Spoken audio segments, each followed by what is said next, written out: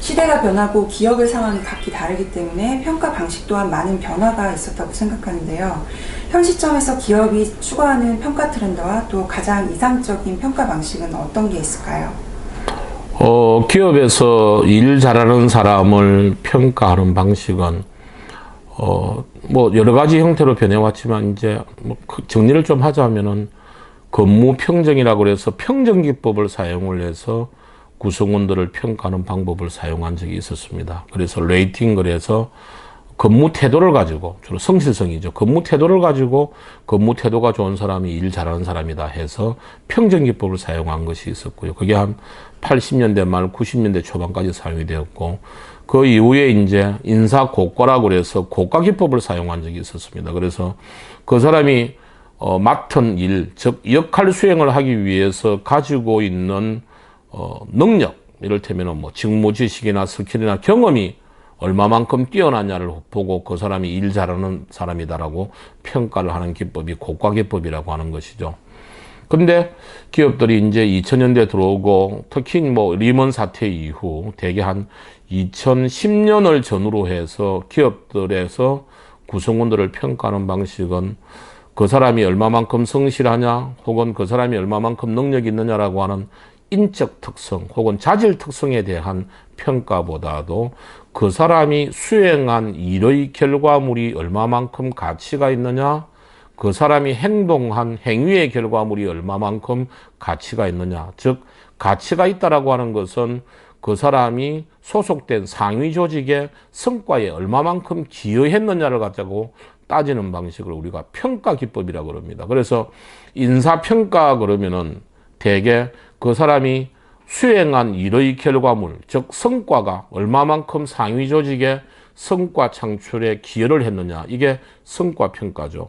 그리고 어떤 상위 조직의 성과를 내는데 얼마만큼 행동의 결과물이 성과에 영향을 미쳤느냐라고 하는 역량평가. 그래서 지금 기업들이 구성원들을 일 잘했다 못했다를 평가하는 기준은 행동 그 자체가 아니라 행위의 결과물인 역량이고, 일 그 자체가 아니라 일을 얼마만큼 열심히 했느냐라고 하는 노력이 아니라 일의 결과물, 즉 성과가 얼마만큼 가치가 있느냐를 갖다가 따지는 기법적으로 변해왔습니다.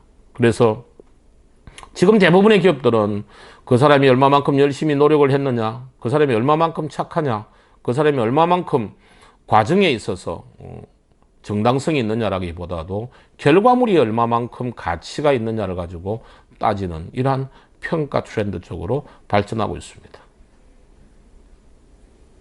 팀원 중에 뭐 워킹맘 또는 개인 사정이 있는 사람들이 있는데요. 팀 프로젝트에서 다른 팀원들과 똑같이 평가를 해야 할지 아니면 평가 관리를 어떻게 해야 할지 모르겠습니다. 되게 이제 뭐 프로젝트 단위로 일을 갖다가 하는 경우에 대개 보면은 이제 뭐 PM이라든지 팀장이 같은 프로젝트를 냈으니까 그 프로젝트의 평가에 따라서 팀원들을 똑같이 평가하는 경우들이 굉장히 많습니다.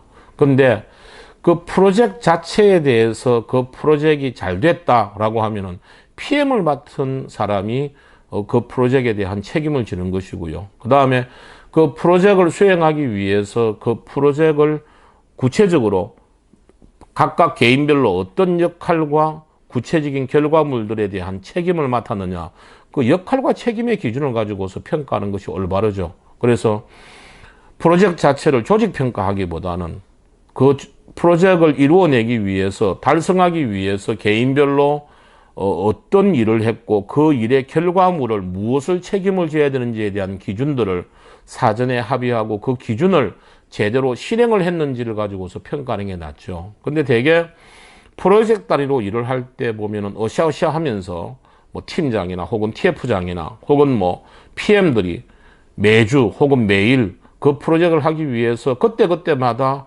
뭐 이번 주에 해야 될 일, 그 다음에 언제까지 이거 해주세요, 언제까지 이거 해주세요 해서 전체 공동적으로 모여서 회의를 통해서 부족한 부분들에 다시 메꾸고 하는 이러한 형식으로 일을 해왔기 때문에 대부분 프로젝트 단위로 일을 하는 조직에서 개인별로 역할과 책임의 기준을 사전에 합의하는 경우들은 굉장히 드물다고 볼 수가 있습니다. 그래서 조직의 구성원들 자체가 뭐 워킹맘이다, 혹은 뭐 나이가 많다, 혹은 저 사람은 능력이 조금 떨어지는 것 같다라고 하는 개인적인 자질이나 상황보다도 각자 개인들이 이 프로젝트를 성사시키기 위해서 성공적으로 끝내기 위해서 기간별로 구체적으로 어떠한 역할을 해야 되고 어떠한 책임을 져야 되느냐에 대한 역할과 책임에 대한 기준을 갖다가 사전에 합의하게 되면은 그 역할과 책임에 대한 기준을 다 달성을 하게 되면은 뭐 그 사람이 워킹맘이든지 혹은 그 사람이 눈으로 보기에는 능력이 조금 부족하다고 생각이 되는데 PM이 요구하고 있는 프로젝트 매니저가 요구하고 있는 역할과 책임을 다했으면 그 사람은 좋은 평가를 받아야 되는 것이죠. 물론 평가 방식에 있어서 프로젝트 자체가 평가가 되고 그 프로젝트의 평가 결과를 가지고 개인별로 R&R에 대한 평가를 갖다가 믹스를 하겠다. 뭐 그거는 제도적인 특성이니까 뭐라고 할 수는 없겠지만 어쨌든 개인들을 평가를 할 때는 그 프로젝트 내에서 개인이 수행한 역할과 책임을 얼마만큼 제대로 수행했느냐가 평가 기준의 핵심이 되어야 되는 것은 변함없는 사실입니다. 평가할 때 특별히 주의할 점과 하지 말아야 할 것이 있을까요? 이제 뭐 안 한다고 이야기를 하지만 가장 이제 조심해야 될 것 중에 하나가 헤일로 이펙트, 즉 우리가 흔히 할로 이펙트라고 이야기를 많이 하는데 후광 효과라고 하는 거죠. 그래서 사람들이 이제 많이들 오해를 하는 것 중에 혹은 오류를 범하는 것 중에 하나가 뭐냐 그러면은 그 사람이 업무를 수행한 사람이 착하거나 혹은 능력이 있다라고 선입견이 생기면 그 사람이 한 일도 잘한 걸로 생각하는 경우들이 많고 또 그 사람이 수행하지 그 일을 맡았는데도 불구하고 조금 결과가 좋지 않으면 뭔가 이유가 있을 것이다라고 미리 이해를 해버리거나 혹은 양해를 해주는 경우들이 굉장히 많은 거죠. 그래서 우리가 가장 조심해야 될 것은 뭐 여러 가지 우리가 조심해야 될 오류의 유형이 있겠지만 이 헬로 이펙트, 후광 효과라고 하는 부분들을 굉장히 조심해야 됩니다. 그래서 우리가 인간인 이상은 그 일을 누가 수행했느냐를 갖다가 먼저